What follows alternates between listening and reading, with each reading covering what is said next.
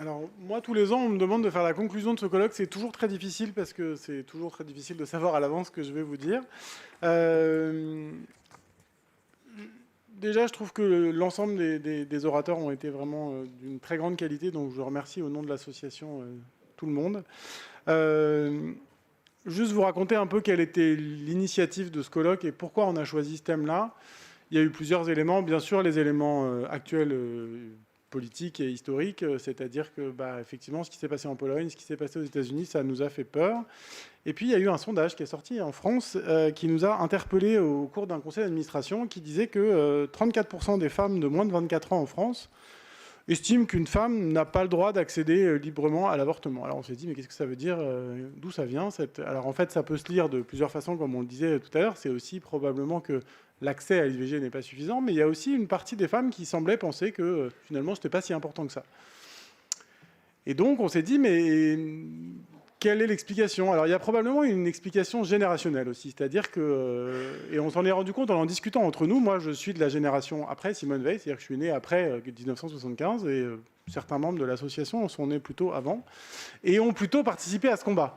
Et en fait on s'est rendu compte que effectivement, et pourtant je suis gynécologue, pourtant je suis un petit peu sensible à la cause des femmes de par mon métier et de par mes engagements à côté.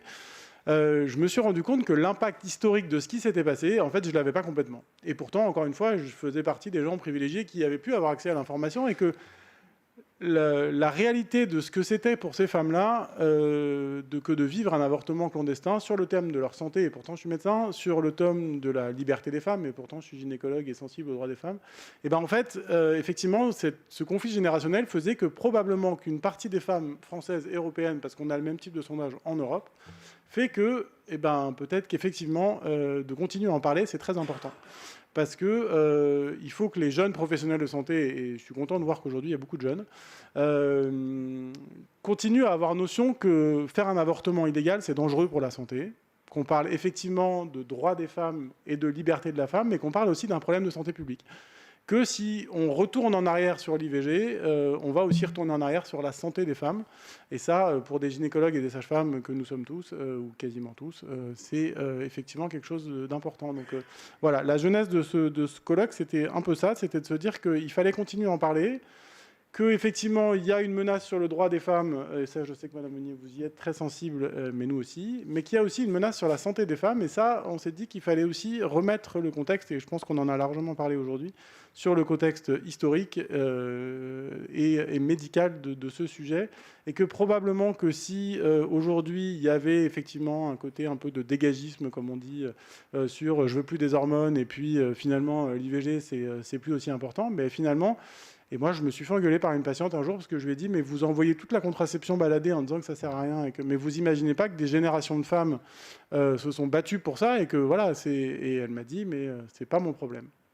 Mais en fait, si, c'est son problème parce que si on retourne en arrière, le droit à l'avortement, c'est aussi son problème. Et puis, dernière petite réflexion qui, moi, me perturbe toujours beaucoup quand je vois une patiente pour une IVG ou après une IVG ou quand je fais un interrogatoire chez une femme de 30 ans, pas toutes, beaucoup de femmes disent encore, j'ai subi une IVG. On ne dit pas j'ai choisi d'interrompre une grossesse. Les femmes ont encore subi une IVG. Et ça, pour moi, ça reste quelque chose qui reste sociétal.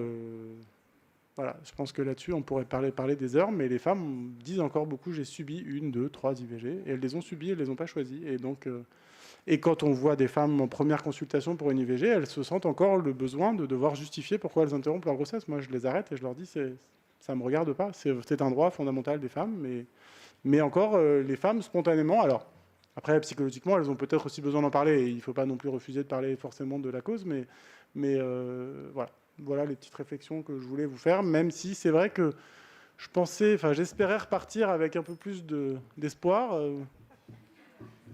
Il n'y en a pas forcément. Voilà. Alors, à part cette loi qui, espérons, pourra permettre de faire entrer dans la Constitution le droit de l'avortement pour qu'on sorte de ce débat définitif de oui, c'est un droit fondamental des femmes de pouvoir choisir ou pas de poursuivre cette grossesse. Merci. Je vais être forcément très rapide parce que d'abord le temps passe et court, puisque voilà, et que vous êtes très attentive et attentif depuis le début de l'après-midi sur un sujet, on l'a vu, ô combien d'actualité et qui nous a permis cet après-midi de faire le tour presque donc du globe, puisque c'était le sujet, mais aussi avec ces différents aspects de prise en compte de la problématique. Et c'est vraiment très heureux. Moi, je suis ravie d'avoir pu vous entendre. Je suis aussi très, pas étonnée, mais je trouve que la qualité était vraiment au rendez-vous et vous nous avez permis de vivre un moment d'exception, comme c'est assez rare dans une vie quand même, donc il faut le souligner. Et un grand merci. Moi, je suis avec vous parce qu'une sénatrice, Maryvonne Blondin, m'avait parlé de votre association. Et quand elle me l'avait demandé, bon, j'avais dit pourquoi pas. Et donc j'avais fait des recherches et vos activités et vos actions sont remarquables et dignes d'intérêt. Donc je le fais sans problème. Bon, je l'ai dit, on a peu eu de rencontres parce que pendant ce confinement, tout a été entre parenthèses, pas forcément ce sujet-là, mais beaucoup d'autres. Donc les colloques et les rencontres annuelles se sont fait rares.